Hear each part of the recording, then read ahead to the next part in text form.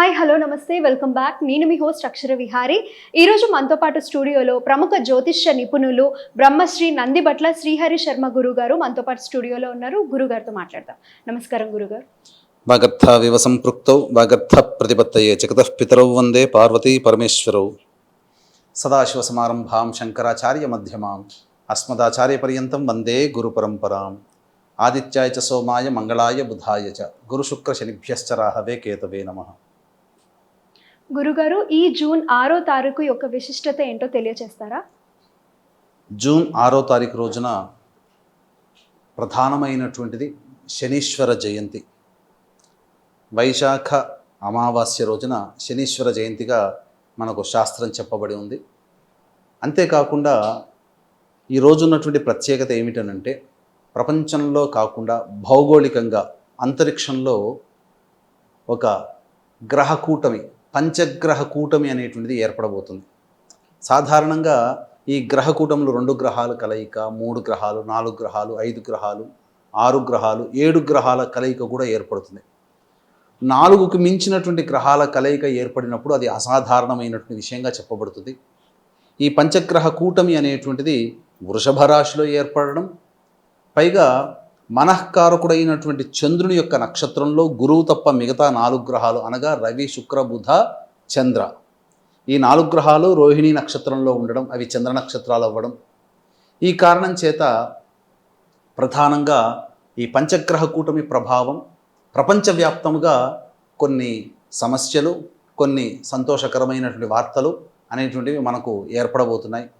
కాబట్టి ఏది ఏమైనా ఈ గ్రహ కూటమి అనేటువంటిది సృష్టి కారకత్వంలో ప్రధానమైనటువంటిదిగా దీన్ని మనం గమనించవచ్చు. దీని తదనంతరం ఏర్పడేటువంటి పరిణామాలు, సంబంధించినటువంటి ఇబ్బందులు కానీ, సమస్యలు కానీ, యోగాలు కానీ, అవయోగాలు కానీ, అవన్నీ కూడా మనం మరి ఒక వీడియోలో ఈ ధర్మపదం కార్యక్రమం ద్వారా మనం తెలుసుకోవచ్చు. తప్పకుండా గురుగారు. అలాగే శని దోషం ఉన్నటువంటి రాశుల వారు ఎటువంటి పరిహారాలను తీసుకోవాలో వివరించండి. శనీశ్వర జయంతి అనగా శని యొక్క జన్మదినము అని చెప్పవచ్చు.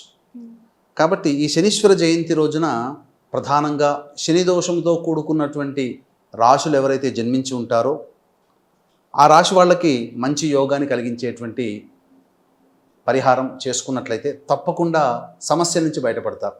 ముఖ్యంగా దీని యొక్క ఇంపార్టెంట్ ఏంటి, శని త్రయోదశులు అలాగే మాస శివరాత్రులు ఎలాగో శనికి సంబంధించినటువంటిది శని జయంతి ఈ జూన్ 6వ తారీఖు రోజున ఏర్పడబోతుంది.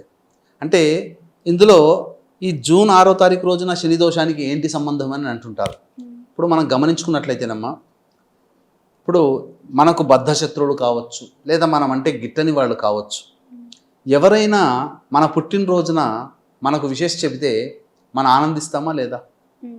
వాళ్ళ పట్ల ఎంత కోపం ఉన్నా ఆ రోజు వరకు వాళ్ళ మీద కోపాన్ని ప్రదర్శించకుండా మనం చక్కగా ప్రేమగా మాట్లాడతాం.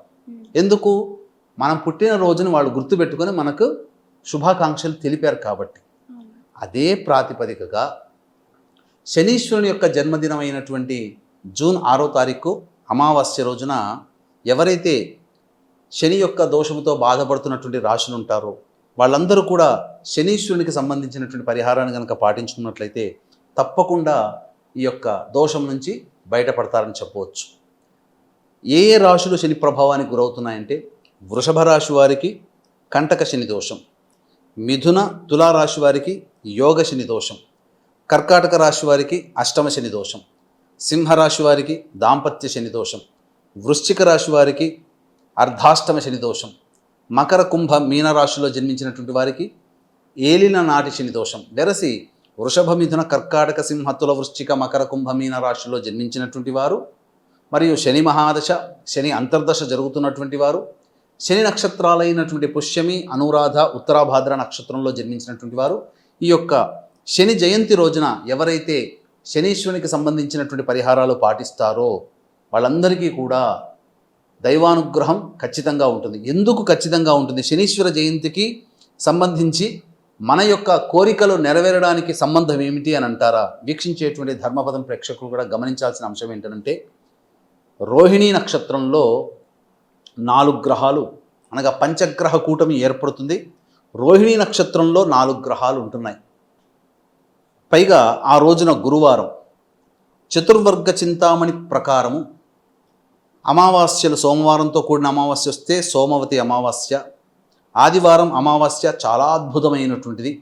కానీ వైశాఖ బహుళ అమావాస్య గురువారంతో గనక వచ్చినట్లయితే ఇది అత్యంత శుభప్రదమైనటువంటిది. 1000 సూర్యగ్రహణములు వస్తే ఎంతటి బలమో అంతటి బలమైనటువంటి ముహూర్తముగా ఈ యొక్క వైశాఖ అమావాస్య చెప్పబడి ఉంది. ఈ వైశాఖ అమావాస్య గురువారంతో కలిసి వస్తేనే. మరియు ఇంకా విశేషం ఏంటంటే మనఃకారకుడైనటువంటి చంద్రుడి యొక్క నక్షత్రంలో 4 గ్రహాలు శుభాలైనటువంటి గురువు, శుక్రుడు, చంద్రుడు, రవి, ఈ 4 గ్రహాలు మనఃకారకుడైనటువంటి చంద్రుడి నక్షత్రంలో ఉన్నాయి. మనస్సు అంటే ఏంటమ్మా? మన సంకల్పం. మనం ఏది కోరుకుంటామో మన యొక్క సంకల్పం మన మనస్సులో ఉంటుంది. మనం ఆ యొక్క సంకల్పం నెరవేరాలి అని అంటే మనఃకారకుడైనటువంటి చంద్రుడి నక్షత్రంలో శుభగ్రహాలు ఉండగా, శని స్వక్షేత్రంలో స్థితి పొంది ఉండగా, శనీశ్వర జయంతి గురువారంతో కలిసి వచ్చింది కాబట్టి అద్భుతమైనటువంటి రోజుగా చెప్పబడి ఉంది. దీన్ని దృష్టిలో పెట్టుకొని మా పీఠం ఆధ్వర్యంలో జూన్ 6వ తారీఖు రోజున శనీశ్వర జయంతి సందర్భంగా శనీశ్వర హోమం, అఘోర పాశుపత మంత్ర హోమంతో పాటు విద్య, ఉద్యోగం, వివాహం మరియు ఆరోగ్య సమస్యల నివారణకి దాదాపు 18 రకాల హోమాది కార్యక్రమాలు కేవలం 1200 రూపాయలకి మాత్రమే మీ గోతనామాదులతో జరిపించడం జరుగుతుంది. అవకాశం ఉన్న వాళ్ళు కార్యక్రమ తదనంతరం కాంటాక్ట్ చేసి పూర్తి వివరాలు తెలుసుకోవచ్చు. ఇక మనం ప్రధానమైనటువంటి విషయం తెలుసుకున్నట్టయితే శనీశ్వర జయంతి రోజున మీ యొక్క సంకల్పం నెరవేరాలి అని అంటే ఖచ్చితంగా ఈ పరిహారాన్ని పాటించండి. ఏ పరిహారము? ఉదయాన్నే చక్కగా కాలకృత్యాదులు తీర్చుకొని ఇష్టదేవత చిత్రపటము ముందర ఆవు నేతితో దీపారాధన చేసి మీ యొక్క ఇష్టదేవత ఆరాధన చేయండి. శివ సహస్రనామం కానీ, లలితా సహస్రనామం కానీ, లేదా విష్ణు సహస్రనామ పారాయణం కానీ చేసి దేవాలయానికి చేరుకొని నవగ్రహాల చుట్టూ శివాయ నమః అంటూ 27 ప్రదక్షిణలు చేయండి. లేదా శక్తి ఉంటే 54, లేదా ఇంకా శక్తి ఉంటే 108 ప్రదక్షిణలు చేయండి. ఇప్పుడు నవగ్రహాల దేవాలయాలు మా ఇంట్లో లేవండి అని అంటారా? రావి చెట్టు కానీ మర్రి చెట్టు కానీ లేని ఊరంటూ ఉండదు. కాబట్టి ఖచ్చితంగా రావి చెట్టు, మర్రి చెట్టు ఉన్న ఊట్లో ఏదైనా కానీ ఆ చెట్టు చుట్టూ శివాయ నమః అంటూ ప్రదక్షిణలు చేయండి. చేసిన తర్వాత నవగ్రహాలు ఉన్నట్లయితే శనీశ్వరుని ముందర నల్ల నువ్వుల నూనెతో ఇనుప ప్రమిదలో కానీ, మట్టి ప్రమిదలో కానీ నల్ల ఒత్తితో దీపారాధన చేసి శనీశ్వరునికి అభిషేకం జరిపించండి. జరిపించి అన్నము, నల్ల నువ్వులు కలిపిన ముద్ద నైవేద్యంగా పెట్టండి. లేదు నవగ్రహాలు లేవండి అంటారా? శివాలయం ఉంటుంది కదా, శివాలయంలో నల్ల నువ్వుల నూనెతో శివునికి అభిషేకం జరిపించండి. ఇంకా కొన్ని ప్రత్యేకమైనటువంటి క్షేత్రాలలో ఈశ్వరుడితో పాటు నవగ్రహాలతో పాటు కాలభైరవుని దేవాలయం కూడా ఉంటుంది. అవకాశం ఉంటే కాలభైరవునికి ఆవ నూనెతో దీపారాధన చేయండి, లేకపోతే నల్ల నువ్వుల నూనెతోనైనా దీపారాధన చేయండి. మార్కెట్లో దొరికేటువంటి నల్ల నువ్వుల దీపారాధన నూనె పనికిరాదు. నల్ల నువ్వుల నూనె శ్రేష్టమైనది దొరుకుతుంది. ఆ విధంగా మీరు ఆ నల్ల నువ్వుల నూనెతో అభిషేకం జరిపించండి. జరిపించిన తర్వాత ఇంటికి వచ్చి కాళ్ళు చేతులు కడుక్కోండి. కడుక్కొని వీలైతే మీరు ఆ రోజంతా ఉపవాసం ఉండండి. అమావాస్య రోజు కదా, ఉపవాసం ఉండి సాయంకాలం శివాలయానికి చేరుకొని ఆ శివాలయంలో స్వామివారికి మీ గోత్రనామాలతో అర్చన జరిపించుకోండి. చాలు. మీ యొక్క మనస్సంకల్పం అచిరకాలంలోనే తొందరగా నెరవేరుతుంది. ఎందుకంటారా? గత జన్మ కర్మదోషానికి ఈ జన్మలలో సాక్షిభూతుడై ఈ జన్మలో మన చేత కష్ట నష్టాలని అనుభవింపచేసే అధికారం ఉన్నటువంటి వ్యక్తి గ్రహము శనైశ్చరుడు. కాబట్టి ఆ శనైశ్చరుని యొక్క జయంతి రోజున మనం చేసుకున్నటువంటి ఈ పూజ, ఈ యొక్క దేవతా ఆరాధన ఫలితం వలన కర్మదోషము మొదలుగా తొలగిపోతుంది. రెండవది, పంచగ్రహ కూటమి ప్రభావము రోహిణీ నక్షత్రంలో వృషభ రాశిలో ఉంటుంది. వృషభ రాశికి సంబంధించి యోగకారకుడు శని భగవానుడు. అటువంటి వృషభ రాశిలో శనీశ్వరుని యొక్క సంబంధించి చంద్రుడు సంచారం చేస్తున్నటువంటి సందర్భంలో రోహిణీ నక్షత్రంలో 4 శుభగ్రహాలైనటువంటి ఉండడం చేత మీ యొక్క సంకల్పం ఏదైతే ఉంటుందో అది దైవానుగ్రహం వల్ల అచిరకాలంలో నెరవేరుతుంది అని చెప్పడంలో ఏమాత్రం సందేహం లేదు. ఈ సంబంధించినటువంటిది శని ప్రభావానికి గురైనటువంటి రాశులు వృషభం, మిథునం, కర్కాటకం, సింహం, తుల, వృశ్చిక, మకర, కుంభ, మీన రాశిలో జన్మించిన వారు ఈ పరిహారాలు పాటించండి. తప్పకుండా మంచి జరుగుతుంది అని చెప్పడంలో ఏమాత్రం సందేహం లేదు.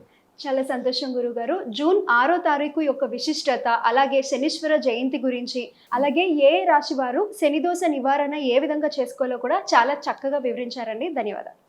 సర్వం శ్రీ ఉమామహేశ్వర పరబ్రహ్మార్పణమస్తు.